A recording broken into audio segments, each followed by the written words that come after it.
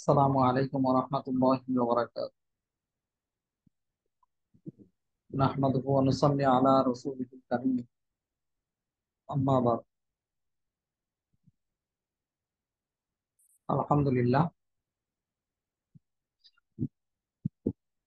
গতকালকে শুক্রবার ছিল, আজকে শনিবার এবং আজকে 10 তারিখ।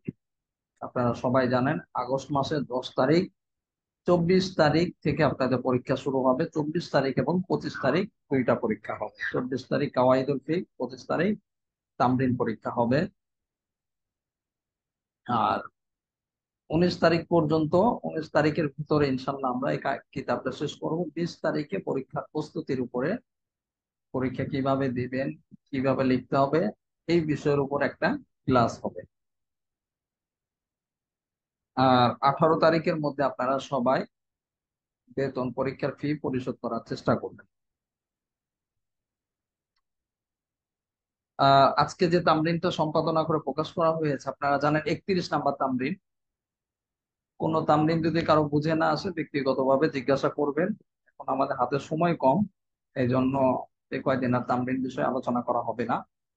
সামান্য কিছু আমরা আলোচনা করতাম 5-10 মিনিট। এখন যেহেতু এই পরীক্ষা খুবই নিকটে,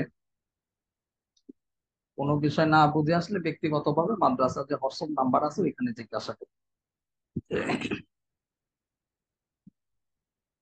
গত দর্শে আমরা, অর্থাৎ বৃহস্পতিবারের দিন আমরা কিতাব থেকে পড়েছি। যদিও আমরা সচরাচর বৃহস্পতিবারের দিন মানে দর্শ হয় না, মুহাজারা হয়ে থাকে।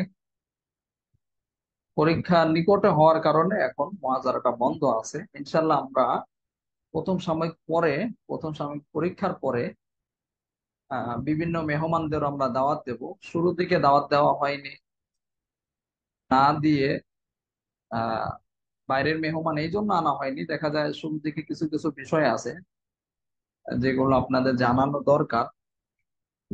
ওইগুলো জানানোর উদ্দেশ্যেই মূলত প্রথম দিকে আনা হয়নি। ইনশাল্লাহ আমরা প্রথম সাময়িক পরীক্ষার পরে আমাদের কিছু মেহমান আছেন, ওলামায়ে কেরাম আছেন, তারাও বিভিন্ন সময় আপনাদেরকে দর্শ দিবেন এবং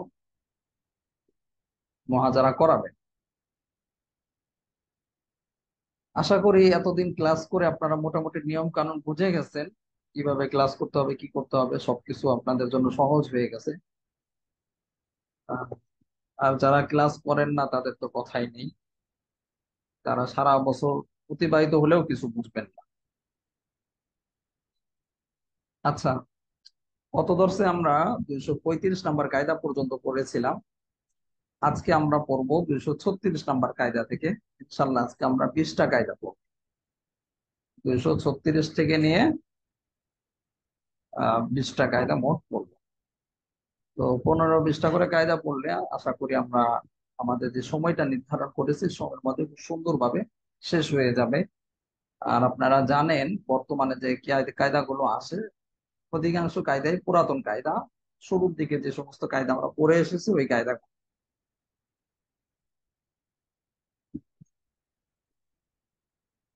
পরীক্ষা নিয়ে অনেকে টেনশন করছে।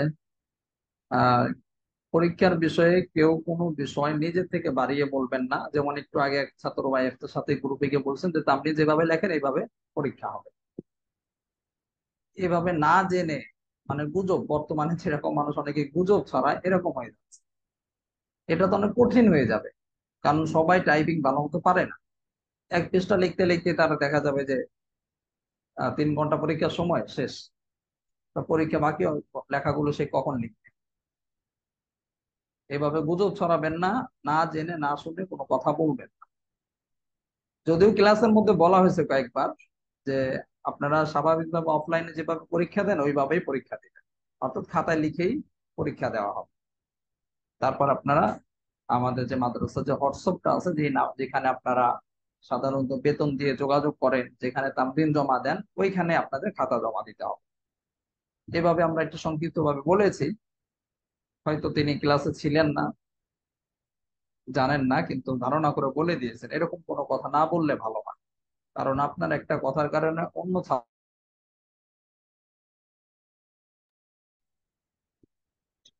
আপনার একটা কথার কারণে অন্য কোনো ছাত্র ভাইয়ের মন ভেঙে যেতে পারে যে আমি তো কিছুই পরীক্ষা দিতে পারবো, কারণ আমি তো এভাবে টাইপিং করতে পারি না। তো এমন কিছু করবেন না যাতে করে অন্য কোনো ছাত্রের ক্ষতি হয়ে যায়, এইদিকে সবাই লক্ষ্য রাখবেন। এই জন্য নীরব থাকাটাই ভালো। যে বিষয়ে আপনার জানা নেই ওই বিষয়ে নীরব থাকে, চুপ থাকেন, অথবা বলেন আমার জানা নেই, শেষ। ধারণা করেও কিছু না বলাই ভালো।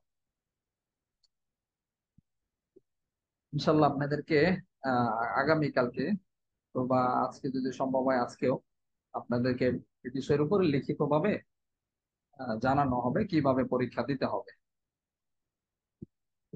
তারপরে আপনারা পরীক্ষার প্রস্তুতি নেবেন। আর লিখিতভাবে দেওয়ার পরে যে কোনো বিষয়ে সমালোচনা আগেই করবেন। কোনো বিষয় না বুঝে আসলে ব্যক্তিগতভাবে আপনি উস্তাদের সাথে যোগাযোগ করবেন, উস্তাদ যে এরকম হলো, এটা কি অন্যরকম ভাবে হতে পারে কিনা, অন্যরকম করলে ভালো হয় কিনা, আদবের সাথে জিজ্ঞাসা করবেন, সমস্যা নেই।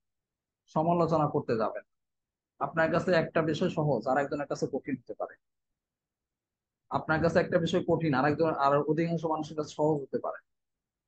তো কোনো কিছু কঠিন হলে বা বেশি সহজ হলে সমালোচনা করা উচিত না। আপনার যেটা নিয়ে তাআরুজ আছে বা আপনার সাথে বিরোধ হচ্ছে, যেটা নিয়ে আপনার সন্দেহ আছে বা আপনার যেটা নিয়ে আপত্তি আছে, ওটা আপনি জিজ্ঞাসা করবেন। জিজ্ঞাসা করে জেনে নেবেন, সমস্যা নেই। আচ্ছা দেখেন, 236 নাম্বার কায়দা, কালিমাতু কুল্লিন তুজিবুল ইহাতাতে আলা সাবিলিল ইনফিরাদ। এই কায়দাটি আমরা দেখতে পাচ্ছি সিনিয়র রয়েছে অর্থাৎ শারীফ সিয়ারে কাবির নামক কিতাব থেকে নেওয়া হয়েছে। অর্থটা খেয়াল করেন। কুল্লুন শব্দটি আলাদা আলাদা ভাবে সকলকেই শামিল করে। কুল্লুন শব্দটি আলাদা আলাদা ভাবে সকলকেই শামিল করে।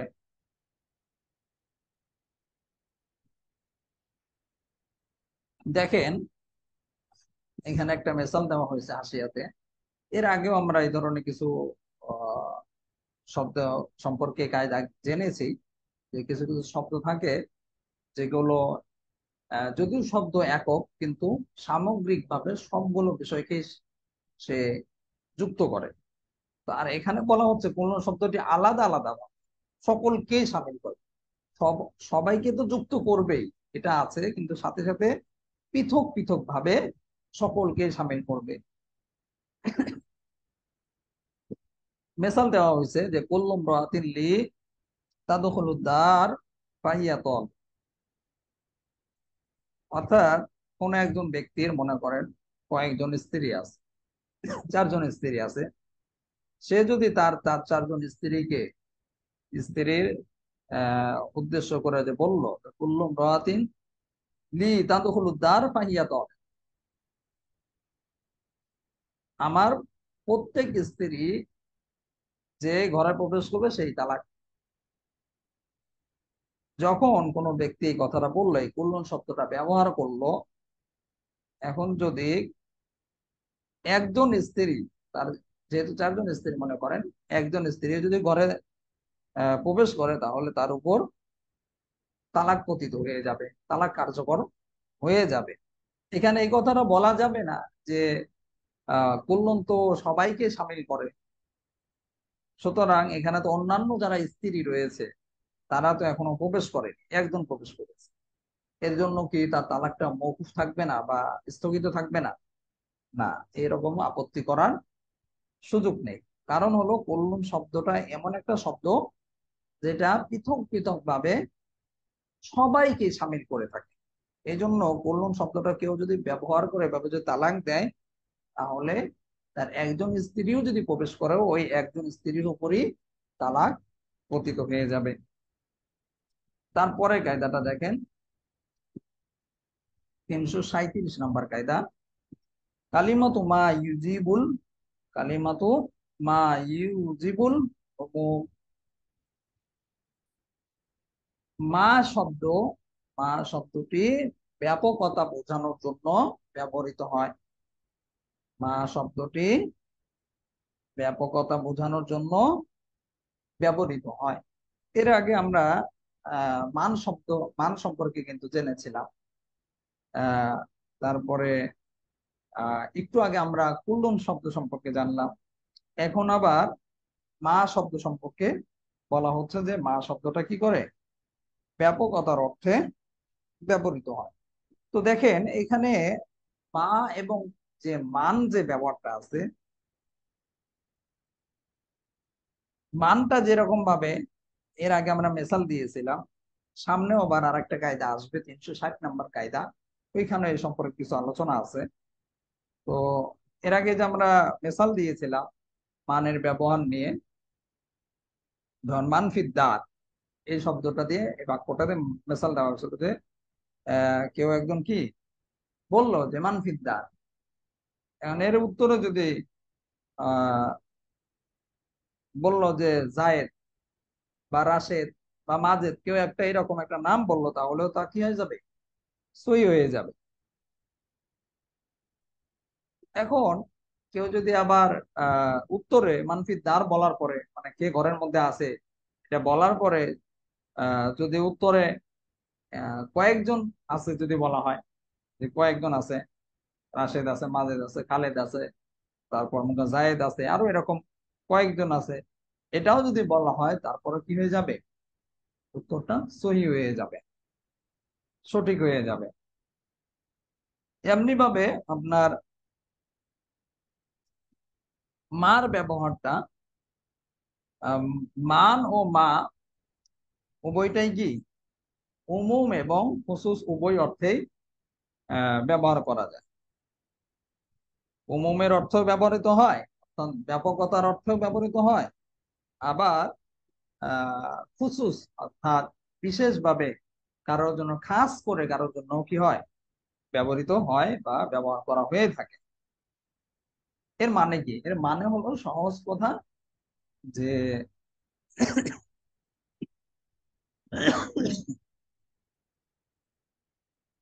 মান যেভাবে ব্যবহৃত হয় উমুমের জন্য খুসুসের জন্য, ঠিক একইভাবে মা শব্দটাও কি ওই রকম ব্যবহৃত হয়ে থাকে। সামনে আলোচনা আছে 360 নম্বরে, একই আলোচনায় ওই সময় আরো কিছু কথা বলা হবে। সামনে কায়দাটা দেখেন, 338 নম্বর কায়দা, লিল ইশারাতি উমুমুন কামা লিল ইবারা। লিল ইশারাতি উমুমুন কামা লিল ইবারা। এখানে দেখেন র রয়েছে, অর্থাৎ মানারুল উসুল নামক কিতাব থেকে নেওয়া হয়েছে। এই জন্য এখানে কি উল্লেখ হয়েছে, র উল্লেখ করা হয়েছে। এখন সাধারণত আমরা নামগুলো বা বলছি না ইচ্ছা করে, কারণ আপনারা ইতিমধ্যে সবাই এই নামগুলো জানা হয়ে গেছে, যে দীর্ঘদিন ধরে ক্লাস হচ্ছে। এই জন্য আমরা সাংকেতিক যে চিহ্নগুলো রয়েছে, শব্দগুলো, অক্ষরগুলো রয়েছে, এগুলো আমরা বিস্তারিত বলছি না, আপনারা নিজেরা নিজেরা পড়ে নেবেন, যেহেতু আগের থেকে বলা হয়েছে, প্রতিবারই বলা হয়। অর্থটা খেয়াল করেন, লিল ইশারাতি উমুমুন কামা লিল ইবারা। ইশারাতুন নস ও ইশারাতুন নস ও ব্যাপকতার অর্থ বোঝায়, যেমনি ভাবে ইবারাতুন নস ব্যাপকতার অর্থ বোঝায়। বুঝেছেন? ইশারাতুন নস যেমন, মানে ইশারাতুন নস যেমন ব্যাপকতার অর্থ বোঝায়, তেমনি ভাবে ইবারাতুন নস ব্যাপকতার অর্থ বোঝায়। এখানে লম্বা একটা আলোচনা করেছে, আহ যেমন ওয়ালাল মাউলুদি লাহু রিজকুহুন্না ওয়া কিসওয়াতুহুন্না, এই আয়াতটা দিয়ে এখানে লম্বা একটা আলোচনা করা হয়েছে, আপনারা দেখছেন সবাই আসে মধ্যে। তো এখানে আহ ইমাম আবু হানিফা রহমতুল্লাহর মতে এবং তারপরে অন্য ইমামদের মতে কিছুটা কি রয়েছে, ইখতিলাফ রয়েছে। তারপরে এখানে যেটা আমাদেরকে মূল যে বিষয়টা আমাদেরকে বোঝানো হচ্ছে কায়দার মধ্যে, যে ইশারাতুন নস যেমন ব্যাপকতা বোঝায়, তেমনি ভাবে এবারাতুন নসও ব্যাপকতা বোঝায়। তো এই আয়াতটা এখানে মেসাল হিসেবে আনার পরে বলা হয়েছে যে উক্ত আয়াতের মধ্যে এখানে মূলত এবারাতুন নস হলো পিতার জন্য বা বাবার জন্য, যে সন্তান আছে বা যে ছেলে মেয়ে যাই হোক না কেন, তাকে যে দুধ পান করাবে তার জন্য খাবার অর্থাৎ ভরণ পোষণটা দেয়া কি পিতার জন্য বা বাবার জন্য এটা আবশ্যক। এটা হলো ইবারত নাস, এটা এবারত দ্বারাই বোঝা যাচ্ছে। সাথে সাথে এখানে ওলামায়ে কেরাম যেটা ইশারাতুন নাস যেটা করেছেন, নির্ধারণ করেছেন বা বুঝে আসে, যে এর দ্বারা বোঝা যায় যে মূলত যে ছেলে মেয়ে হবে, যে সন্তান সন্ততি হবে, তারা মাতার পরিচয় নয় বরং পিতার পরিচয়ে পরিচিত হবে, অর্থাৎ পিতার দিকে সম্পৃক্ত করে তারা বড় হবে। যেটা আমরা আমাদের বাংলাদেশে দেখতে পাই, এর বিপরীতে বিভিন্ন ইউরোপ আমেরিকাদের ব্যতিক্রম আমরা দেখতে পাই, যেটা কি সম্পূর্ণভাবে কোরআন বিরোধী। যদিও বাংলাদেশে এরকম কিছুটা এর আগে আমরা দেখেছি, চেষ্টা করা হয়েছিল, আহ কিন্তু পরবর্তীতে এটা সফল করতে পারেনি। এখানে দেখেন বলা হয়েছে যে সন্তান মূলত কি, এই আয়াতের আলোকে যে সন্তান হলো মূলত তার পিতার মালিকানাধীন। এই জন্য সন্তানকে পিতার দিকে যুক্ত করা হয়েছে। তো পিতার জন্য কি পুত্রের যে রয়েছে, আপনার যদি বাদী থাকে, বাদীর সাথে কি, বাদীর সাথে সহবাস করা বৈধ। পিতার জন্য পুত্রের যে পুত্রের বাদীর সাথে সহবাস করতে পারবে, এটা জায়েজ হবে।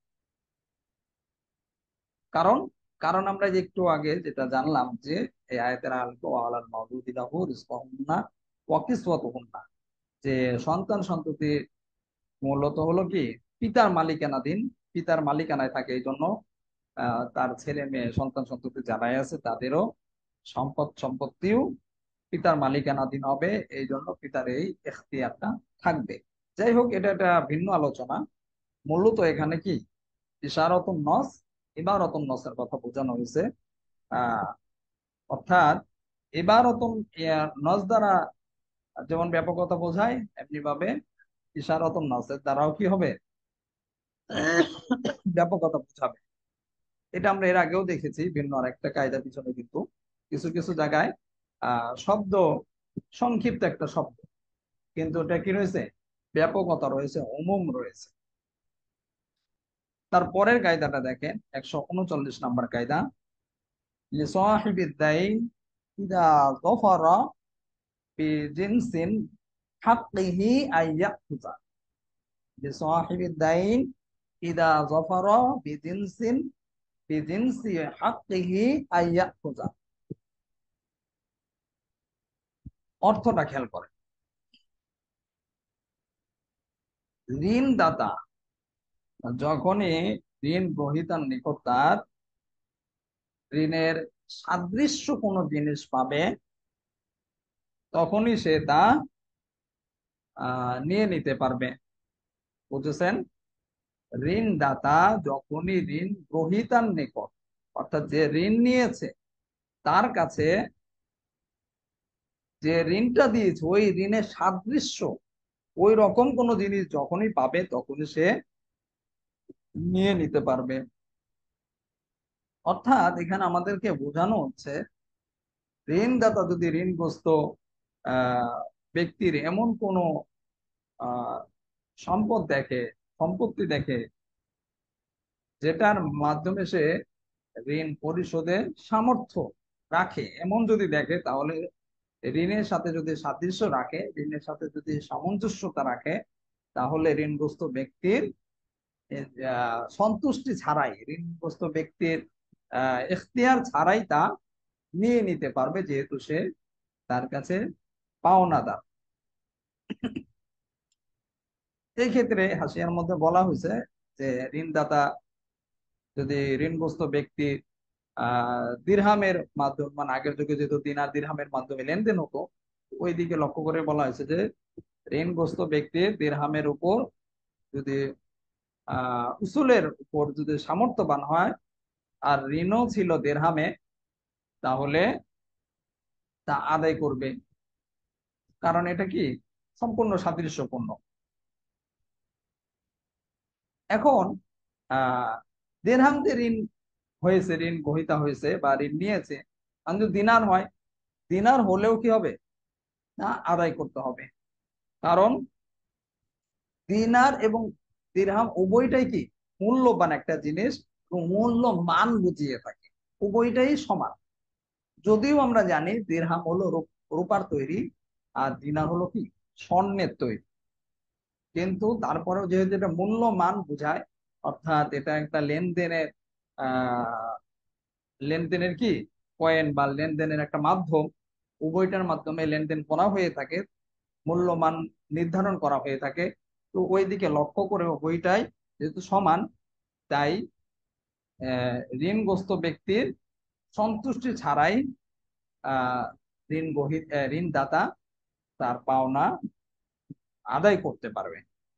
যেটা আমরা এই কায়দার অর্থের মধ্যেও দেখলাম যে লিসাহিবিদ দাইন ইদা যাফারা বিজিনসি হাক্কিহি আইয়াখুযা, ঋণদাতা যখনই ঋণ গ্রহীতার নিকট তার ঋণের সাদৃশ্য সামঞ্জস্য পূর্ণ কোনো জিনিস পাবে, তখনই সে তা নিয়ে নিতে পারবে, যদিও তার কি থাকো অসন্তুষ্টি থাকো।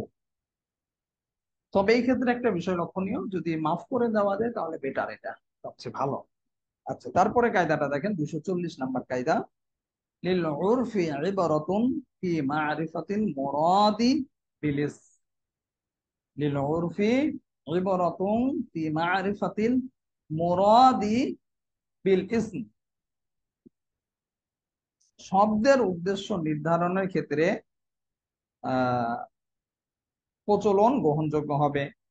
শব্দের উদ্দেশ্য নির্ধারণের ক্ষেত্রে প্রচলন গ্রহণযোগ্য হবে। এই কায়দাটা নতুন না, পুরাতন কায়দা, পিছনে আমরা বেশ কয়েকটা কায়দার মধ্যে দেখেছি যে যে কোনো শব্দের উদ্দেশ্য কি হবে, এটা হলো সামাজিক যে প্রচলন রয়েছে, যে উর্ফ রয়েছে, ওই উর্ফের ভিত্তিতে গ্রহণ করা হবে।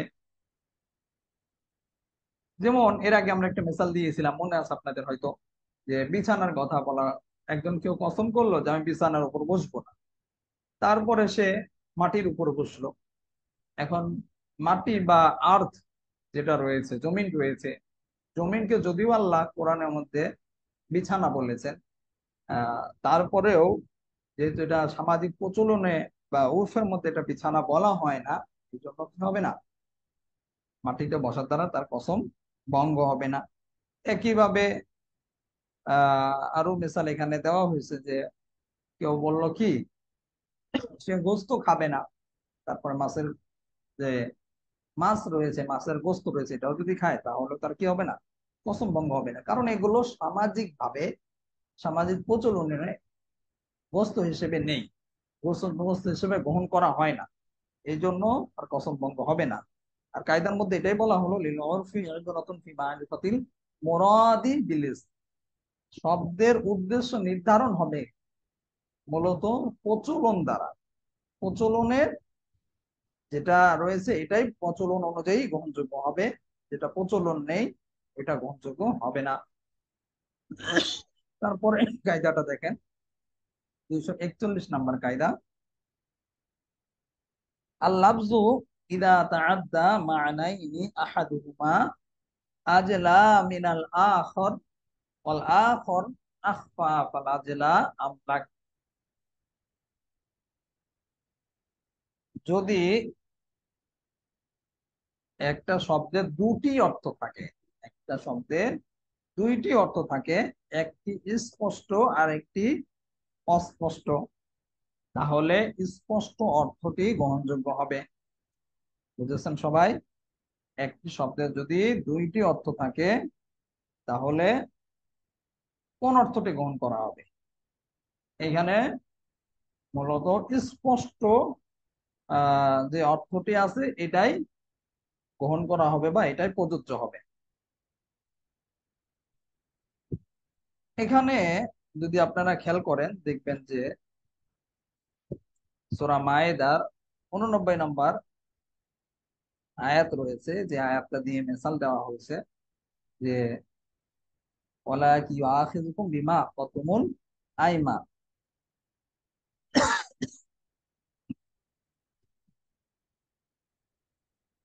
এই আয়াতের মধ্যে যে স্পষ্ট যে অর্থটা রয়েছে, অর্থাৎ এমনি শাব্দিক যে অর্থটা, যে কিন্তু যে কসম তোমরা মজবুত ভাবে করো, লাকি আখিযুকুম বিমা আকাদতুমুল আইমান। এই যে আকাদতুমুল আইমান, এখানে যে স্পষ্ট অর্থ, তো এই স্পষ্ট অর্থের দিকে লক্ষ্য করে মূলত হানাফি মাযহাবে বলা হয়ে থাকে যে এই স্পষ্ট অর্থটাই গ্রহণ করা হবে, এবং কসমটা, কসমের সম্পর্কটা হবে ভবিষ্যৎ দিকে লক্ষ্য করে, অতীতের সাথে সম্পৃক্ত করে নয়, ভবিষ্যতের সাথে যুক্ত করে মূলত কসমের আহ কাফারা ইত্যাদি নির্ধারণ করা হবে। আর কাফারাটা শুধু ভবিষ্যতের সাথে যুক্ত থাকবে, বা ভবিষ্যতের সাথে যুক্ত থাকার কারণে কসম ভঙ্গ হবে, কিন্তু অতীতের সাথে না। এখন এখানে তো স্পষ্ট ভাবে এটা বোঝা যায় ভবিষ্যতের সাথে সম্পৃক্ত, কিন্তু আহ যেটা অস্পষ্ট সেটা হলো কি, আহ মজবুত ইচ্ছাকে উদ্দেশ্য নেওয়া, অন্তরের মজবুত ইচ্ছাকে উদ্দেশ্য নেওয়া, যেটা মূলত ইমাম শাফি রহমতুল্লাহ আলাইহ করেছেন। তিনি এটাকে উদ্দেশ্য নিয়েছেন, যার সম্পর্ক মূলত অতীতকালের সাথে হতে পারে।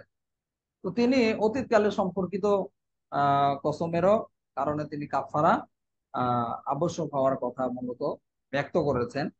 কিন্তু ইমাম আবু হানিফা রহমতুল্লাহ আলাইহ বা হানাফি মাযহাবে যে সমস্ত ইমামগণ রয়েছে, তারা এই আয়াত থেকে যে স্পষ্ট ভাবে যে বিষয়টা বুঝে আসে, এটাই তিনি উদ্দেশ্য নিয়েছেন, অর্থাৎ ভবিষ্যৎকালীন যে যে অর্থটা আসে ভবিষ্যতের সাথে বুঝে আসে, ওইটাই তিনি অর্থ নিয়েছেন।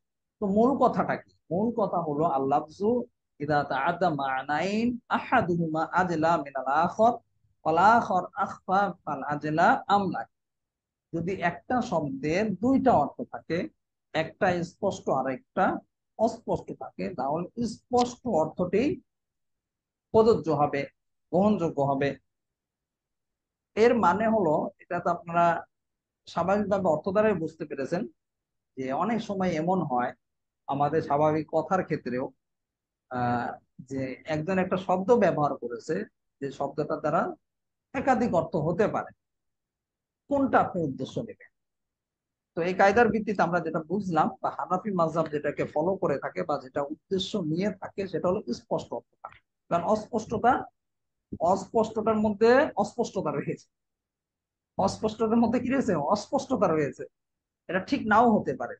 আর যেটা স্পষ্ট, সেটা তো একদম সবার কাছে এটা দিনের আলোর মতো স্পষ্ট, এখানে ভুল হওয়ার সম্ভাবনাটা তেমন নেই। এই জন্য স্পষ্টতাই গ্রহণ করা হবে, অস্পষ্টতা অস্পষ্টতা গ্রহণ করা হবে না। পরের কায়দাটা দেখেন, 142 নম্বর কায়দা, লিল হালাতি মিনাদ দালালাতি কামালিল মাকালা। লিল হালাতি মিনাদ দালালাতি কামালিল মাকালা, অনেক সময় অবস্থা কথার ন্যায় গ্রহণযোগ্য হয়, অনেক সময় অবস্থা কথার ন্যায় গ্রহণযোগ্য হয়। অর্থাৎ আহ কথা দ্বারা যেমন ভাবে গ্রহণযোগ্য হয়, কথা দ্বারা যেভাবে সর্বমহলে ওইটা সমাদৃত হয়, ঠিক একইভাবে অবস্থান বা কাইফিয়ত ওইটা অনেক সময় কথার সমতুল্য হয়ে যায়। এটা আমাদেরকে এই কায়দা দ্বারা বোঝানো হচ্ছে। তবে এই ক্ষেত্রে একটা বিষয় আমাদের লক্ষণীয়, সেটা হলো অবস্থা এবং কথা তারুজ হওয়া যাবে না, অর্থাৎ সাংঘর্ষিক হওয়া যাবে না। সাংঘর্ষিক যদি না হয়, তাহলে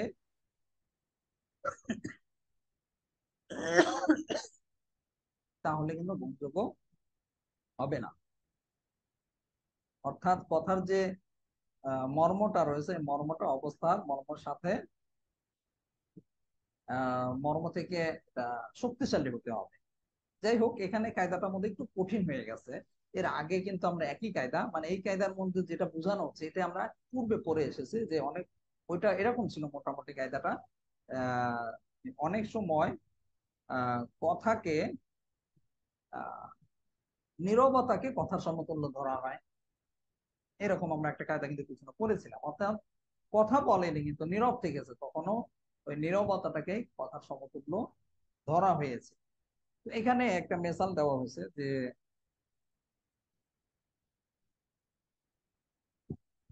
যদি কোনো একটা কুমারী মেয়ের কাছে বিবাহের বিষয়ে অনুমতি চাওয়া হয়, যে তোমাকে তো আমরা অমুক জায়গায় বিয়ে দিচ্ছি অমুক পাত্রের সাথে, অমুক ছেলের সাথে, তো ওই সময় যদি সে আহ কোনো কথা বললো না, সে হেসে দিল, অথবা সে কন্দন করলো বা কেঁদে দিল, অথবা চুপ থাকলো, এই যে যে বিষয়গুলো রয়েছে, এই বিষয়গুলো অবস্থার দিক থেকে লক্ষ্য করে এটা অনুমতির একটা লক্ষণ।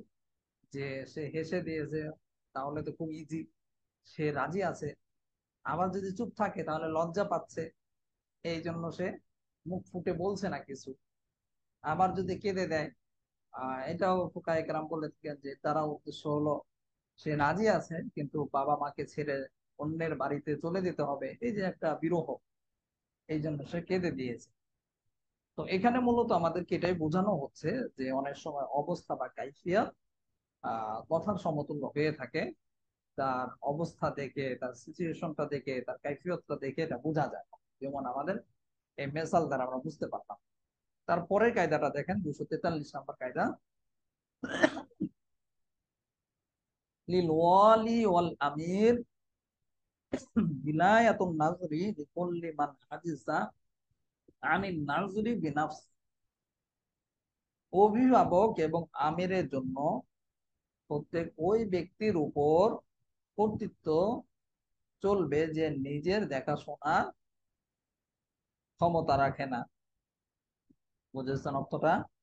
অভিভাবক এবং আমিরের জন্য প্রত্যেক ওই ব্যক্তির উপর কর্তৃত্ব চলবে যে ব্যক্তি নিজের দেখাশোনার ক্ষমতা রাখে না। অর্থাৎ নিজের ভালো মন্দ বিচার করার সক্ষমতা যার মধ্যে নেই, এমন ব্যক্তির উপর আমিরের, অর্থাৎ রাষ্ট্রপ্রধানের, খলিফার, তারপরে অভিভাবকের কর্তৃত্ব বজায় থাকবে। তো এখানে এই বিষয়টা আমরা পিছনে অন্য কায়দার মধ্যেও প্রায় কাছাকাছি অর্থ করে এসেছি যে কোনো ছেলে মেয়ে যদি এমন হয়, ছোট হয়, অথবা দেখা গেল সে মানসিক বিকারগ্রস্ত, পাগল হয়ে গেছে, তো আমির অথবা অভিভাবক তাদের সহায় সম্পত্তি এবং বিবাহের ক্ষেত্রে অভিভাবক হিসেবে বিবেচিত হবে। তবে এখানে একটা, আমির যে অভিভাবক হিসেবে বিবেচিত হবে, একটা বিশেষ শর্ত হলো তার নিকটতম যে সমস্ত অভিভাবক রয়েছে তারা যদি জীবিত থাকে অথবা তারা যদি অবশিষ্ট থাকে, তাহলে কিন্তু আমিরের কর্তৃত্ব এখানে চলবে না। বরং তার যে নিকটতম যে অভিভাবক রয়েছে তারাই এই কর্তৃত্বের অধিকারী হবে, তাদেরই এই কর্তৃত্ব থাকবে। অন্য কোনো ব্যক্তির উপর এই কর্তৃত্ব যাবে না। হ্যাঁ, আমিরের কর্তৃত্ব তখনই আসবে যখন কোনো অভিভাবক অবশিষ্ট থাকবে না বা তার নিকটতম অভিভাবক বেঁচে না থাকবে। তারপরে কায়দাটা দেখেন, 244 নম্বর কায়দা, লা বাসা বিদাফই বাদিল মাল আলা সাবিলি দাফই আনিল বাদি ইদা খাফা যাহাবা ইদা খাফা যাহাবাল কুল। যদি মাল বাঁচানোর জন্য বা সম্পদ বাঁচানোর জন্য কিছু সম্পদ দিতে হয়, তাহলে এতে কোনো লা বাসা কি নেই, সমস্যা নেই। যদি কিছু মাল না দিলে পুরা মাল হারানোর ভয় থাকে। বুঝছেন অর্থটা? লা বাসা বিদাফই বাদিল মাল আলা সাবিলি দাফই আনিল বাদি ইযা খাফা যাহাবাল কুল।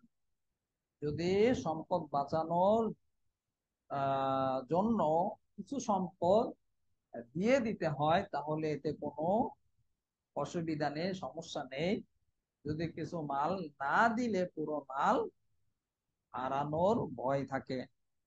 অর্থাৎ এই কায়দার মধ্যে যেটা বলা হচ্ছে যে অনেক সময় যদি এমন হয় আপনার সম্পদ বা আপনার টাকা পয়সা এই ধরনের কোনো কিছু থেকে কিছু অংশ যদি না দেন তাহলে আপনার রয়েছে বা রয়েছে এগুলো সব পুরাটাই হারিয়ে যাবে বা হারানোর আপনার হাতছাড়া হওয়ার আশঙ্কা থাকবে। এমন যদি হয় ওই ক্ষেত্রে আপনি কিছু মাল বা সম্পদ তাকে দিয়ে দিতে পারবেন, এই ক্ষেত্রে আপনার দায়বদ্ধতা থাকবে না। কথাটা একটু কঠিন করে বলছে, সহজভাবে হলো এখানে যেটা বোঝানো হচ্ছে ঘুষের কথা, এই টাইপের বিষয়কে। যে অনেক সময় এমন দেখা যায় আপনার সহায় সম্পত্তি, আপনার একটা ফ্যাক্টরি আছে বা আপনার এরকম কিছু আছে যেখানে অনেক সময় দুর্নীতিবাজ পুলিশ, র্যাব বা এই টাইপের অনেক ব্যক্তিরা ছিনতাইকারী তারা এসে একটা চাঁদা দাবি করে। এখন যদি তাদের এই চাঁদাটা না দেন তা তো তা আপনার যে সহায় সম্পত্তি আছে সবকিছুই আপনি হারাতে হবে অথবা সবকিছুই আপনার হাতছাড়া হবে। যদি হয় তাহলে এই ক্ষেত্রে আপনি বাধ্য হয়ে কিছু যদি মাল বা সম্পত্তি যদি আপনি তাদেরকে দেন তাহলে এটা কোনো সমস্যা নেই। এটা আহ যদিও এটা ঘুষ হিসেবে আপনি দিচ্ছেন বা তাদেরকে আপনি বাধ্য হয়ে দিচ্ছেন, তারপরেও আপনার কোনো অসুবিধা হবে না, আপনার জন্য এটা জায়েজ হবে। তবে এই ক্ষেত্রে আপনার গুনাহ হবে না, যে নিয়েছে তার গুনাহ হবে। এই বিষয়ের উপর সুন্দর একটা তামরিন আছে, সম্ভবত গত বছর অথবা এর আগের কোনো, বছর ছাত্ররা করেছে। ঘুষ দিয়ে চাকরি নেওয়া যাবে কিনা, মোটামুটি একটা শিরোনাম হতে পারে। এই শিরোনামের উপরে সুন্দর একটা তামরিন আছে আমাদের মাদ্রাসার অ্যাপসে, ফেসবুক পেজে, ওয়েবসাইটে আছে, গেলেই পাবে। তো এখানে আর একটা কথা বলা হয়েছে যে রাসূলুল্লাহ সাল্লাল্লাহু আলাইহি সাল্লাম নিজেও আহ কিছু লোকদেরকে মূলত নীরব থাকার জন্য বা রাসূল সাল্লাল্লাহু আলাইহি সাল্লাম নামে কুৎসা রটনা করত এরকম দুই একজন কবিকে তিনি কিছু টাকা আহ বা হাদিয়া দিয়েছিলেন, যাতে করে সে এই কাজ থেকে বিরত থাকে। তো এটা একটা শক্ত একটা দলিল। আচ্ছা, তারপরে কায়দাটা দেখেন, 245 নাম্বার কায়দা।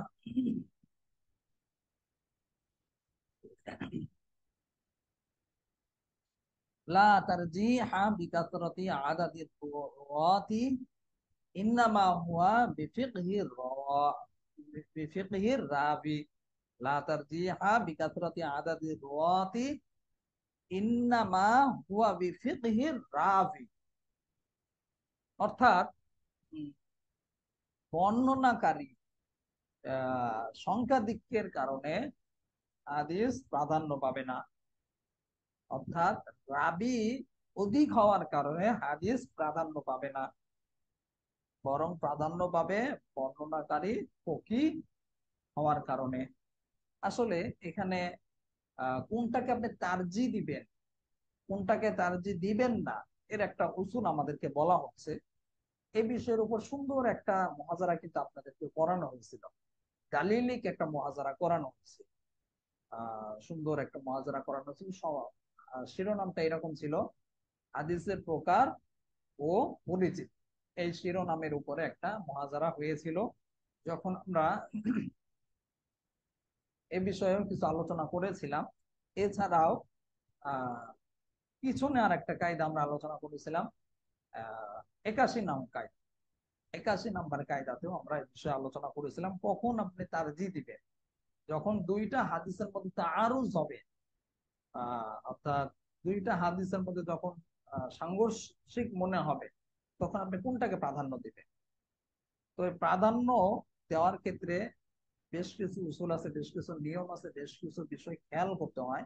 তার মধ্যে এখানে একটা বলা হয়েছে ইন্নামা হুয়া বিফিকহির রাবি, যেটা আমরা হাদিসের ওই যে প্রকার ও পরিচিতির মধ্যে আমরা বলেছিলাম যে হাদিস সহিহ হওয়ার ক্ষেত্রে, হাসান হওয়ার ক্ষেত্রে 5টা বিষয় দেখতে হয়, ওইগুলো বিবেচনায় রাখতে হয়। একটা যদি না পাওয়া যায় তখন হাদিস স্তর কম বেশি হয়ে যায়। তো এখানে একটা বিষয় বলা হচ্ছে যে তা প্রাধান্য দেওয়ার ক্ষেত্রে, তারজি দেওয়ার ক্ষেত্রে আহ সেটা হলো ফকি হওয়া। অর্থাৎ ফকি একজন হাদিসের রাবি, সে শুধু হাদিস সম্পর্কে জ্ঞান রাখে। আর একজন যে ফকি, সে হলো দ্বীনি জ্ঞানের যে গভীরতা আছে, এই গভীরতাও তার মধ্যে থাকে। তো এই দ্বীনি জ্ঞান গভীরতার ভিত্তিতে মূলত আহ হাদিসকেও প্রাধান্য দেওয়া হবে। দুইটা হাদিস যদি এরকম তারুজ হয়ে যায়, একটা আর একটার সাথে যদি সাংঘর্ষিক হয়ে যায়, তখন ফকি হওয়ার দিকে লক্ষ্য করে প্রাধান্য দেওয়া হবে। যাই হোক, এই বিষয়ের উপর আমরা 81 নম্বর কায়দার মধ্যে অনেক আলোচনা করেছিলাম। তারপরে এই বিষয়ের উপর মহাজারাও হয়েছে, আশা করি এই বিষয়ের উপর আর আলোচনা দরকার নেই। তারপরের কায়দাটা দেখেন, 246 নম্বর কায়দা। লা তাসিহু ইজাজাতুল বাতিল। লা তাসিহু ইজাজাতুল বাতিল। বাতিল অনুমোদন গ্রহণযোগ্য নয়। বাতিল অনুমোদন গ্রহণযোগ্য নয়। অর্থাৎ যেই অনুমোদনটা বাতিল হয়ে গেছে, যে কোনো কারণেই হোক না কেন, যদি বাতিল হয়ে যায়, তাহলে ওই অনুমোদনটা বাতিল হওয়ার পরে আর সহি হওয়ার কোনো পথ নেই। এই বিষয়ের উপরে আমরা পিছনে একটা কায়দা করে এসেছি, 5 নম্বর কায়দা। তো 5 নম্বর কায়দার বিষয়টি আবার এখানে ভিন্ন এবারতের মধ্যে আবার এসেছে, লা তাসিহু ইজাজাতুল বাতিল। বাতিল অনুমোদন গ্রহণযোগ্য নয়। মনে আছে কিনা আপনাদের? একটা হলো মালিক আর একটা কি, একজন হলো ক্রেতা আর একজন হলো বিক্রেতা। বা একজন হলো একটা বস্তুর মালিক আর একজন হলো ক্রেতা। আর মাঝে আর একজন কি, কুজলি ব্যক্তি, বা আমরা বাংলায় সহজে বোঝার জন্য করতে পারি দালাল।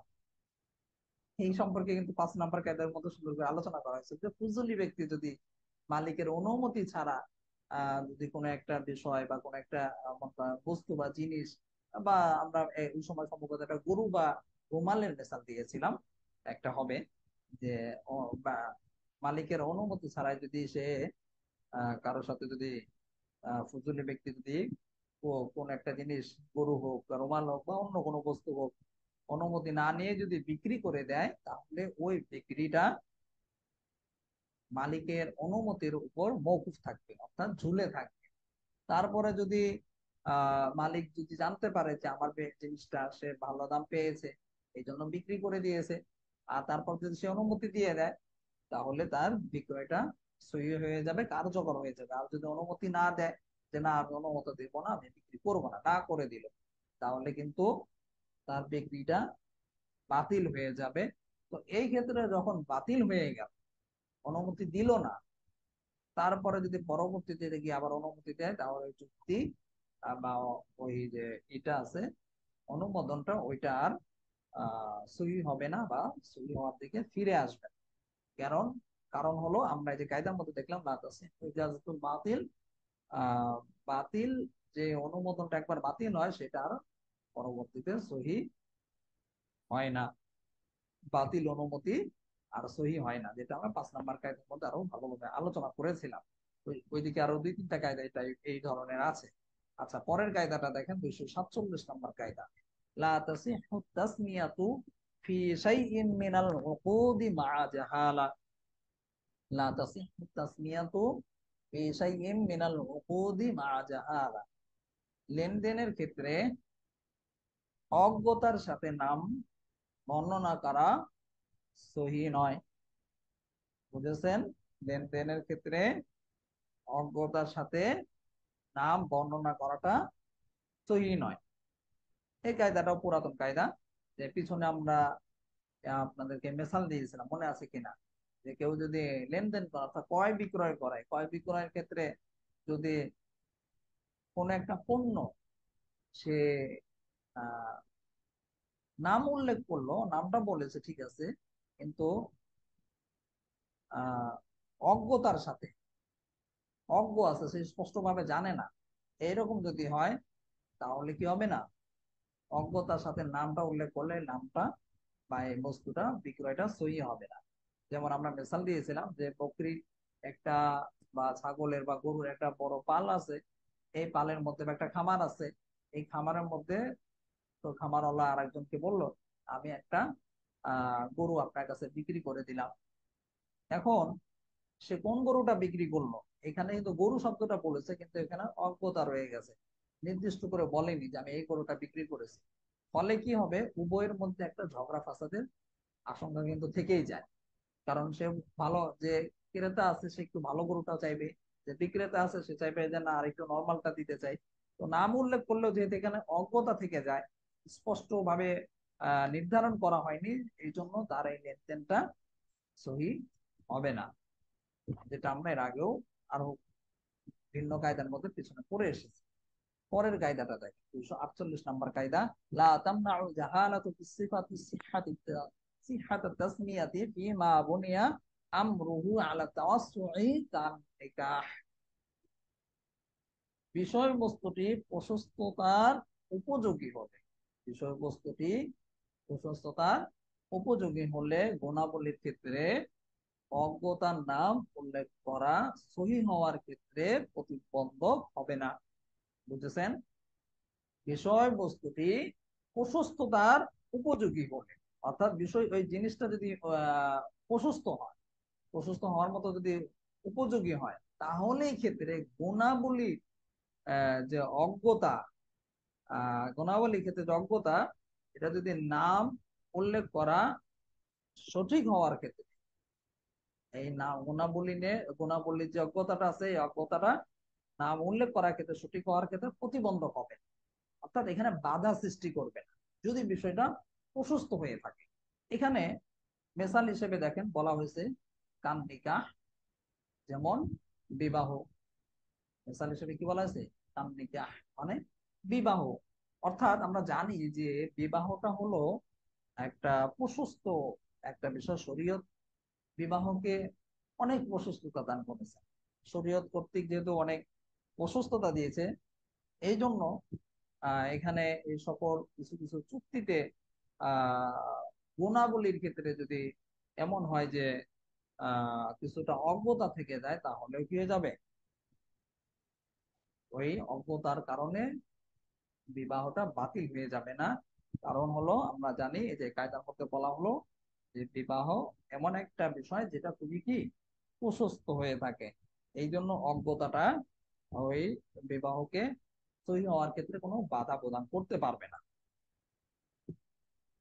মেসাল হিসেবে এখানে বলা হচ্ছে যে মনে করেন আহ বিবাহের ক্ষেত্রে করা হলো দেনমোহর বা দেনমোহর একটা ঘোড়া বা একটা গাধা আহ নির্ধারণ করা হলো। তো এখন ঘোড়া বা যে গাধা বা যে কোনো একটা জিনিস যে নির্ধারণ করা হলো, এই টাইপের একটা জিনিস, তো নির্ধারণ করার পরে এখানে কিন্তু তার যে গুণাবলী রয়েছে, এই যে গুণাবলীগুলি কিন্তু গুণাবলী বলতে কি, ঘোড়ার রং হতে পারে, তারপরে আহ ঘোড়াটার বয়স টয়স ইত্যাদি অনেক কিছুই হতে পারে। এই যে যে গুণাবলী যে বিষয়টা যে একবার স্পষ্ট করেনি বা স্পষ্ট ভাবে উল্লেখ করা হয়নি, এটা কি হবে না, বিবাহ সহি হওয়ার ক্ষেত্রে প্রতিবন্ধক সৃষ্টি হবে না। কারণ আমরা জানি বিবাহের মূলত ভিত্তি হলো কি, সহজতা। বিবাহ সহজতার জন্য করা হয়েছে, যাতে করে মানুষ বিবাহের ক্ষেত্রে প্রতিবন্ধক না হয়। এই জন্য এখানে সামান্য যে অজ্ঞতা সৃষ্টি হয়েছে, অজ্ঞতা মেনে নেওয়া হবে, এতে কোনো সমস্যা হবে না। কিন্তু দুঃখজনক আজ আমাদের সমাজের মধ্যে আমরা দেখি বিবাহ মানে খুব কঠিন হয়ে গেছে, বিবাহ করাটা খুব কঠিন। আর কঠিন হওয়ার আরেকটা কারণ আমি লক্ষ্য করেছি আমার ব্যক্তিগত ভাবে, সেটা হলো আমরা সবাই আহ ছেলে হলে মেয়েকে আমরা চাই ওই রকম বিশ্বসেরা ধনী হতে হবে, বিশ্বসেরা সুন্দরী হতে হবে, মানে সব হলো আল্লাহ দরজা চাই, এই জন্য পাওয়া কঠিন হয়। আবার মেয়ে পক্ষ হলে ছেলেকে ওই রকম চায়, হ্যান্ডসাম হতে হবে, চেহারা সুন্দর হতে হবে, টাকা পয়সা থাকতে হবে, বাড়ি গাড়ি থাকতে হবে, ইত্যাদি ইত্যাদি সব চায়। অথচ তাদের কিন্তু সব নাই, তাদের চাহিদা অনেক। তো এই চাহিদার কারণে বিবাহটা আরো কঠিন হয়ে গেছে। পাশাপাশি আরেকটা জিনিস কঠিন করে ফেলছে, সেটা হলো আমাদের সামাজিক ভাবে একদিন গায়ে হলুদ, আর একদিন আংটি পরাতে হবে, আর একদিন মানে এইভাবে অনুষ্ঠানের শেষ নেই। এইগুলির কারণে আরো বিবাহ কঠিন হয়ে গেছে। তো বিবাহ জিনিসটা খুব সহজ, এবং বিবাহকে খুব আহ সহজ হিসেবে উপস্থাপন ইসলাম করেছে। আচ্ছা, পরের কায়দাটা দেখেন, 249 নম্বর কায়দা, লা হুজ্জাতা মাআল ইহতিমালিন নাসি আন দালিল। লা হুজ্জাতা মাআল ইহতিমালিন নাসি আন দালিল। দলিলের ভিত্তিতে সম্ভাব্য অবস্থা সৃষ্টি হলে তা দলিল হওয়া গ্রহণযোগ্য থাকে না। দলিল হওয়ার ক্ষেত্রে সম্ভাব্য অবস্থা সৃষ্টি হলে তা দলিল হওয়ার যোগ্য থাকে না। অর্থাৎ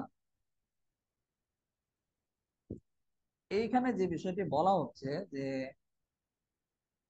কোন একটা বিষয়ে যদি এমন হয়, সন্দেহ আপনার সৃষ্টি হয়েছে, আহ তাহলে দলিল দ্বারা যদি এটা প্রমাণিত হয়, তাহলে সেই বিষয়টা কি দলিল হতে পারবে, প্রমাণ হতে পারবে না। কারণ এখানে দলিলের ক্ষেত্রে সন্দেহ সৃষ্টি হয়েছে। মেসাল হিসেবে বলা হয়েছে ওয়ারিসদের বিষয়ে বলা হয়েছে যে কোন একজন ব্যক্তি যদি এমন হয় যে মৃত্যু শয্যায় সে শায়িত, তো এই অবস্থায় যদি সে যদি তার যে সমস্ত উত্তরাধিকারী রয়েছে অর্থাৎ ওয়ারিস রয়েছে, ওয়ারিসদের বিষয়ে যদি সে মৃত্যু শয্যায় শায়িত অবস্থায় যদি সে কোন একজন ব্যক্তির ওয়ারিসদের মধ্য থেকে বা উত্তরাধিকারীদের মধ্যে থেকে সে স্বীকারোক্তি দিল যে আহ তাকে বেশি দাও, যে আমার যে সম্পত্তি রয়েছে তাকে কি বেশি দেওয়ার কথা বললো, তো বা আহ, সে এই ক্ষেত্রে এমনও করলো, মানে ঋণের স্বীকারোক্তি দিল যে ঋণের স্বীকারোক্তি যদি দেয় এই জন্য তাকে একটু বেশি দিতে হবে। তো এই ক্ষেত্রে অন্যান্য যে সমস্ত ওয়ারিশ রয়েছে বা যে সমস্ত উত্তরাধিকার রয়েছে, আহ, ওই সময়ে তারা যদি এটাকে সত্যায়ন না করে বা তারা যদি এটাকে আহ সম্মতি না দেয়, তাহলে কিন্তু কার্যকর হবে না। কেন কার্যকর হবে না? কারণ হলো, এখন যে সে মৃত্যু সজ্জায় শায়িত রয়েছে, এই মৃত্যু সজ্জায় শায়িত হওয়াটা একটা সন্দেহযুক্ত একটা বিষয়। তখন তার সেন্সটা ঠিক থাকে না, এবং সে কি বলছে অনেক সময় মৃত্যু সজ্জায় শায়িত হওয়ার কারণে তার হিতাহিত জ্ঞান থাকে না। তো এই জ্ঞান না থাকায় এটা হলো একটা সন্দেহ। যদিও আমরা জানি যে মানুষের স্বীকারোক্তি এটাও কি শক্তিশালী মজবুত একটা দলিল হিসেবে বিবেচিত হয়, তারপরে মৃত্যু সজ্জায় থাকার কারণে যেহেতু সন্দেহ সৃষ্টি হয়েছে, এই জন্য অন্যান্য আহ ওয়ারিশকে এই ক্ষেত্রে বঞ্চিত হওয়ার একটা ধারণা থাকে, একজনকে প্রাধান্য দেওয়ার জন্য এমন কথা বলা হয়ে থাকে। তো এই জন্য এই কায়দার মধ্যে এটা বলা হয়েছে, লা হুজ্জাতা মা'আল ইহতিমালিন নাসি আন দালিল। দলিলের ভিত্তিতে সম্ভাব্য অবস্থা সৃষ্টি হলে তা দলিল হওয়ার যোগ্য থাকে না। এর পরের কায়দাটা দেখেন, 250 নম্বর কায়দা, লা হুজ্জাতা মা'আত তানাকুদি লাকিন লা ইখতাল্লু মা হুকমিল হাকিম। বিরোধপূর্ণ বিষয় দলিল হওয়ার যোগ্য নয়, তারুজপূর্ণ বিষয় দলিল হওয়ার যোগ্য নয়, তবে তা কাজীর সিদ্ধান্তের ক্ষেত্রে কোনো প্রভাব বিস্তার করবে না। বিরোধপূর্ণ বিষয় দলিল হওয়ার যোগ্য নয়, তবে কাজী বা বিচারকের সিদ্ধান্তের ক্ষেত্রে কোনো রকম কি করবে না, ফয়সালা ক্ষেত্রে কোনো রকম বাধা সৃষ্টি করবে না। তো এখানে আহ সুন্দর একটা মেসাল দেওয়া হয়েছে, যেটা আমরা এর আগেও মেসালটা দিয়েছি, যে এমন যদি হয় যে কাজী বা বিচারক ফয়সালার পূর্বে যারা সাক্ষী রয়েছে, অর্থাৎ সাক্ষ্য যারা দিচ্ছে, তারা যে সাক্ষ্যে যারা সাক্ষী রয়েছে তারা যদি নিজের সাক্ষ্য থেকে ফিরে আসে, তাহলে কিন্তু তাদের সাক্ষ্যটা বাতিল হয়ে যাবে।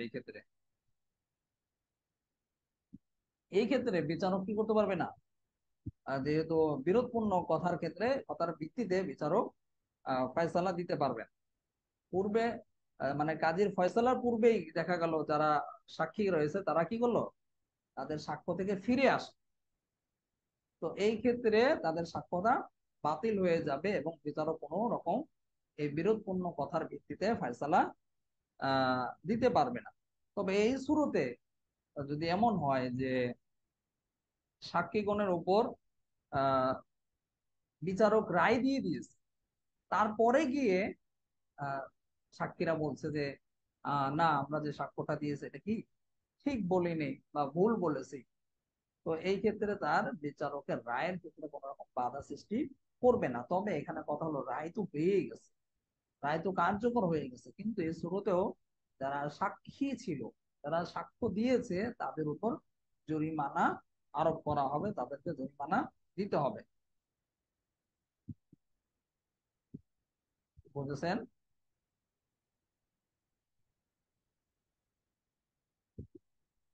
এরপরের কায়দাটা দেখেন, 251 নম্বর কায়দা। আর পাঁচটা কায়দা পরে শেষ করে দেবো। লা রুজুআ ফিমা তাবাররাআ আনিল গায়র, অন্যের পক্ষ থেকে খরচ করলে তা ফিরিয়ে দেওয়া হবে না। অন্যের পক্ষ থেকে খরচ করলে তা ফিরিয়ে দেওয়া হবে না। অর্থাৎ একজন ব্যক্তি যদি নিজ ইচ্ছায় স্ব ইচ্ছায় যদি অন্যের পক্ষ হয়ে খরচ করে, যেমন এখানে একটা মেসাল দেওয়া হয়েছে যে পিতার জন্য আহ সন্তানের জন্য পিতার ভরণ পোষণের দায়িত্ব নেওয়া বা তাকে দেখাশোনা করা, এটা দায়িত্ব। তার যে নাতি রয়েছে, আহ নাতিদের জন্য কিন্তু এটা দায়িত্ব না। এখন যদি কোনো নাতি স্ব ইচ্ছায় যদি তার দাদার জন্য অথবা তার নানার জন্য এরকম কারোর জন্য যদি খরচ করে, তাহলে এই খরচটা আহ, তার পক্ষ থেকে হবে, এবং এর দায়টা সে এর পক্ষ থেকে খরচ করলে তা আবার কি ফিরিয়ে দেওয়া হবে না, সে আবার পরে চাইতে পারবে না, এটা কি তার অধিকার থাকবে না। এখন কথা হলো, এখানে আর একটা বিষয় দেখেন, নাতি যদিও ধনী হোক, তারপরেও কি হবে না, নাতির জন্য তার খরচটা বহন করাটা জরুরি হবে না, বরং সেই খরচ করাটা তার পিতার জন্যই, অর্থাৎ ওই নাতির যে পিতা রয়েছে তার পিতার জন্যই খরচ করতে হবে। কারণ হচ্ছে সন্তানের দায়িত্ব হলো পিতার দেখভাল করা। তো এই হিসেবে নাতির জন্য এটা দায়ভার আসবে না। কিন্তু দায়ভার না আসলেও তারপরেও কি, সে যদি খরচ করে ফেলে, তখন কিন্তু সে আর খরচটা বা এই টাকাটা আর পরবর্তীতে চাইতে পারবে না, যে আর যদি চাইও তখন আর ফিরিয়ে দেওয়া হবে না। লা রুজু আফি মা তাবার রাআনিল, অন্যের পক্ষ থেকে খরচ করলে তার ফিরিয়ে দেওয়া হবে না বা ফিরিয়ে দেওয়া হয় না। 252 নম্বর কায়দা, লা দরারা ওয়ালা দিরর। এই কায়দাটি পিছনে গিয়েছে যে নিজেও ক্ষতিগ্রস্ত হবে না, কারো ক্ষতি করবে না। অর্থাৎ নিজেও ক্ষতিগ্রস্ত হবে না, অন্যেরও ক্ষতি করবে না। আহ এখানে নতুন করে আরেকটা মেসাল দেওয়া হয়েছে যে যদি এমন হয় যে কারো কোন একটা ফলদার গাছ রয়েছে বাড়ির মধ্যে, এখন কিন্তু সেই গাছের উপর ওঠে, তাহলে এই ক্ষেত্রে পাশের বাড়ির মানুষ, যে সমস্ত মহিলা রয়েছে, তারা বেপরদা হয়ে যাবে, গাছের উপর থেকে দেখা যাবে, তাহলে ওই ক্ষেত্রেও সে আহ সতর্কতা অবলম্বন করবে। কারণ হলো, সে যদি গাছে না ওঠে তার কিন্তু ক্ষতি হবে, তার ফলগুলো নষ্ট হয়ে যেতে পারে। তো এই জন্য সে গাছে ওঠার আগেই কাশি দিয়ে হোক অথবা সতর্কতা হোক দিয়ে তাদেরকে সতর্ক করে দিবে যে আমরা এখন গাছে উঠবো, আপনারা একটু আড়াল হয়ে যান বা বেপরদা যেন না হয়। অনেক সময় গোসলখানার জায়গায় ছাদ থাকে না, গাছের উপর উঠলে গোসল করছে সব দেখা যাবে। তো অনেক এরকম হতে পারে প্রেক্ষাপট। এটা একটা মেসাল দিয়েছে, এর আগে আমরা এই কায়দাটি পিছনে করেছি, একই কায়দা পিছনে গিয়েছে যে নিজেও ক্ষতিগ্রস্ত হবে না, অন্যেরও ক্ষতি করবে না। লা দিররা ওয়ালা দিররা, এই জন্য আগে থেকে সতর্কতা অবলম্বন করবে, অথবা ক্ষতি যেন না হয় ওই রকম কোনো পদ্ধতি অবলম্বন করবে। তারপরের কায়দাটা দেখেন, 253 নম্বর কায়দা, লা তাআতা লি মাখলুকিন ফি মাসিয়াতিল খালিক। এই কায়দাটিও পিছনে গিয়েছে যে সৃষ্টিকর্তার অবাধ্যতা করে কোনো মাখলুকের আনুগত্য করা যাবে না। আল্লাহ তাআলার অবাধ্য হয়, অবাধ্যতা হয় এরকম কোনো কাজ করে কোনো ব্যক্তির আনুগত্য করা যাবে না। যে কোনো শায়েখ হোক, যে কোনো বুজুর্গ হোক, যে কোনো আলেম হোক, যে কোনো উস্তাদ হোক, যে কোনো অথবা নিজের পিতা মাতায় হোক, যদি এমন কোনো কিছুর আদেশ করে যেটা আল্লাহর অবাধ্যতা হয়, কোরআন হাদিস বিরোধী হয়, তাহলে আপনার ওই কথা মানতে আপনি বাধ্য থাকবেন না। আপনি বলবেন যে এত বড় হুজুর, এত বড় আলেম, এত বড় উস্তাদ, তিনি বলছেন, এটা আমার মানা উচিত, বা আমার পিতামাতা বলছেন। কারণ আল্লাহ তাআলা কোরআনের মধ্যে বলছেন উফি ওয়ালা তানহারহুমা, বাপ মা যেন উফ শব্দটা না করে। এর মানে এই নয় যে কোরআন হাদিস বিরোধী কিছু বললেও তারপরে এটা মানতে হবে, এমন কিছু করার অবকাশ নেই। পরের কায়দাটা দেখেন, 254 নম্বর কায়দা। লা ইবরাতা বিত্তাহুম, সন্দেহের কোনো গ্রহণযোগ্যতা নেই।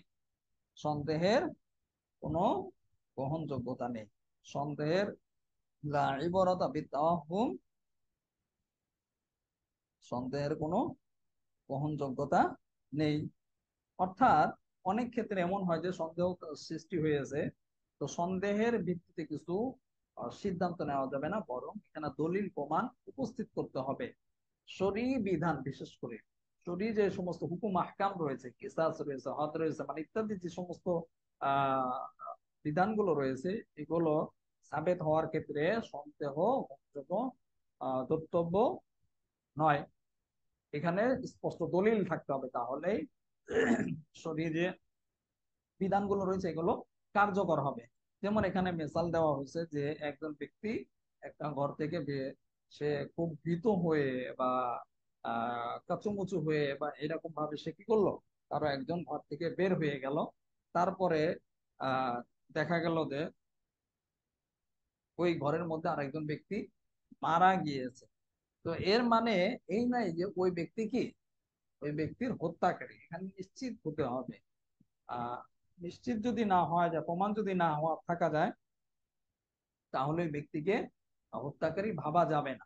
এমন হতে পারে সে তাকে বাঁচানোর জন্য গিয়েছে, এই জন্য তাকে সে তার কাছে উপস্থিত হয়েছে, আরো অনেক কারণেই হতে পারে। মানে এক কথা হলো এখানে যেটা বোঝানো হচ্ছে, লা ইবারাতা বিত্তাহুম, সন্দেহের কোনো গ্রহণযোগ্যতা নেই। সন্দেহের কারণে কাউকে আহ দোষী সাব্যস্ত করা যাবে না। যেমন জেনার ক্ষেত্রে আরো কঠিন ভাবে বলা হয়েছে, একটা ছেলে মেয়ে এক রুমের মধ্যে আছে, এর মানেই যে জেনা করেছে এটা ভাবা যাবে না, যতক্ষণ না আপনি একবার স্পষ্ট ভাবে তাদেরকে ওইভাবে দেখতে না পাবেন, তো তখন পর্যন্ত ওই রকম তহমত দেওয়া যাবে না বা ওইভাবে নিশ্চিত হওয়া যাবে না। তারপরে কায়দাটা দেখেন, লা ইবরাতা বিদ-দালালাতি ফি মাকাবালাতিস সরিহ, স্পষ্ট দলিলের মোকাবেলায় ইঙ্গিতের কোনো গ্রহণযোগ্যতা নেই। অর্থাৎ যেখানে স্পষ্ট ভাবে দলিল রয়েছে, ওইখানে ইঙ্গিত সূচক কোনো কথার গ্রহণযোগ্যতা থাকবে না। এখানে মেসাল হিসেবে পুরাতন আমাদের একটা মেসাল দেওয়া আছে, যেটা আমরা অনেক কায়দায় দিয়েছি, যে একজন ঋণদাতা যদি তার যে ব্যক্তি তার কাছ থেকে ঋণ গ্রহণ করেছে, সে যদি ওই ব্যক্তিকে, ঋণ গ্রহীতাকে যদি মুক্ত করে দেয়, অর্থাৎ ঋণ থেকে মুক্তি দিয়ে দেয়, যে বললো আমি, তুমি আমার কাছ থেকে 10,000 টাকা নিয়েছিলাম, তোমাকে মাফ করে দিলাম, তো ওই সময় দেখা গেল যে ঋণ গ্রহীতা যে ব্যক্তি রয়েছে সে চুপ রয়েছে, নীরব রয়েছে, তাহলে এই চুপ থাকা মানে কি? চুপ থাকা মানে হলো সে আপনার কথাকে মেনে নিয়েছে, যে আপনি মাফ করে দিয়েছেন, এটা সে এই জন্য সে নীরব রয়েছে। তো চুপ থাকলে তা সে ব্যক্তি ঋণ মুক্ত হয়ে যাবে। আর যদি ঋণ গ্রহীতা আহ ব্যক্তি যদি ঋণদাতার কথা, ওই কথা বলার পর পরে যে আমি আপনাকে মাফ করে দিলাম, তখন যদি স্পষ্ট ভাবে, সুস্পষ্ট ভাবে যদি সে অস্বীকার করে, যে প্রত্যাখ্যান করে দেয়, না ভাই আপনার আমারে মাফ করতে হবে না, আমি আপনার টাকা পরিশোধ করে দেবো, বা আপনি আমাকে যে ঋণ দিয়েছেন ওইটা আমি দিয়ে দেবো, এমন যদি স্পষ্ট করে বলে দেয়, তাহলে কি হবে না, যেহেতু ঋণ গ্রহীতা এখানে চুপ থাকে নাই, আহ স্পষ্ট ভাবে বলেছে, এই জন্য ইঙ্গিত করে যে চুপ থাকা এবং তা কবুল করার প্রতি যে ইঙ্গিত করে, যে তার প্রত্যাখ্যান করাটা সুস্পষ্ট ভাবে কি কবুল না করা বোঝায়, যে আমার এটা দরকার নেই, সে স্পষ্ট ভাবেই বলে দিয়েছে, এটা কবুল না করা স্পষ্ট ভাবে বোঝায়। সুতরাং এখানে স্পষ্ট বর্ণনাটা ইঙ্গিতের মোকাবেলায় শক্তিশালী। অর্থাৎ ইঙ্গিত বলতে যে চুপ থাকলো, যে এটা একটা ইঙ্গিত ছিল, আর এখানে স্পষ্ট ভাবে সে বলে দিল যে আমি আপনার টাকা পরিশোধ করে দেবো, অথবা আমার লাগবে না, মাফ করতে হবে না। এই যে স্পষ্ট বর্ণনা, আর একটা হলো আগেরটা হলো ইঙ্গিত। তো ইঙ্গিতের সাথে স্পষ্ট বর্ণনা কিন্তু শক্তিশালী, স্পষ্ট বর্ণনাটা শক্তিশালী। এই জন্য কায়দার মধ্যে এটা বলা হয়েছে, লা ইবরাতা বিদ-দালালাতি ফি মাকাবালাতিস সরিহ, মাকাবালাতিস সরিহ, স্পষ্ট দলিলের মোকাবেলায় ইঙ্গিতের কোনো গ্রহণযোগ্যতা নেই। অর্থাৎ যেখানে স্পষ্ট ভাবে দলিল থাকবে সেখানে ইঙ্গিত গ্রহণযোগ্য হবে না। আচ্ছা ঠিক আছে, আজকে এই পর্যন্তই থাকুন। ইনশাল্লাহ আমরা পরের দিন 256 নম্বর কায়দা থেকে পড়বো। সবাই মোতালা করে আসবেন, আর সবাই দর্শে পরীক্ষার প্রস্তুতি নেন। ইনশাল্লাহ আজকালকের মধ্যে আমরা পরীক্ষা কিভাবে দিতে হয় এটা বলে দেব। তারপরেও যদি কোনো বিষয় অস্পষ্টতা থাকে, ইনশাল্লাহ সামনে আমরা আলাদা ক্লাসও করব, যে ক্লাসের মধ্যে আপনাদেরকে স্পষ্টভাবে সব বিস্তারিত বলে দেওয়া হবে। আর পরীক্ষা নিয়ে পেরেশানির কিছু নেই। আহ, যতটুকু আপনার চেষ্টা আছে, যতটুকু সামর্থ্য আছে, যতটুকু সময় আছে, যতটুকু সুযোগ আছে, ততটুকু সময় সুযোগ অনুযায়ী মেহনত করেন, চেষ্টা করেন, ইনশাল্লাহ সফল হবেন। আর এই পরীক্ষাটাও গুরুত্বপূর্ণ। অনেকে আবার অবহেলা করে। না, আপনাদের তিনটা পরীক্ষা গুরুত্বপূর্ণ, তিনটা পরীক্ষা নেওয়া হবে, তিনটা পরীক্ষার ভিত্তিতে সনদ তৈরি করা হবে। সনদের ভিত্তিতে আপনার মানে তিনটা পরীক্ষার ভিত্তিতে কিন্তু সনদ দেওয়া হবে। অর্থাৎ বছর শেষে আমরা বার্ষিক পরীক্ষা যখন হয়, সাধারণত আমরা কম মাদ্রাসা গুলোতে যখন পরীক্ষা হয় তার 10-15 দিন আগে পরীক্ষা নিয়ে থাকি। পরীক্ষা নিয়ে 10-15 দিন পরেই আমরা ঢাকায় অনুষ্ঠান করে সবাইকে পাকড়ি সনদ দিয়ে দিই। সনদটার মধ্যে কিন্তু আপনাদের যে পরীক্ষাগুলো হবে, এটা রেজাল্টের ভিত্তিতে কিন্তু সনদটা দেওয়া হবে। তো এই জন্য এই পরীক্ষাটা গুরুত্ব দিবেন, সবাই চেষ্টা করবেন যাতে করে আপনার রেজাল্টটা ভালো হয়। আলহামদুলিল্লাহ আমাদের এখানে সাধারণত সবার রেজাল্ট ভালো হয়। সাধারণত দেখা যায় যাইয়েদের নিচে কেউ তেমন হয়ই না। আহ, আমাদের আগের বছরগুলির কথা বলছি। তো আশা করি আপনারা এরকমই হবেন, কারণ আমরা পরীক্ষা খুব সহজ করি। তারপরে সহজ করলেও যদি আপনি একদম না পড়েন, ক্লাস না করেন, কিচ্ছু না দেখেন, তখন কিন্তু একটু কঠিন লাগবে। এই জন্য একটু হলেও সময় দিবেন, চেষ্টা করবেন, ইনশাল্লাহ সহজ হয়ে যাবে। কোনো বিষয় না বুঝে আসলে ব্যক্তিগতভাবে মাদ্রাসা হোয়াটসঅ্যাপে নক করবেন। আচ্ছা ঠিক আছে, সে পর্যন্ত থাকলো।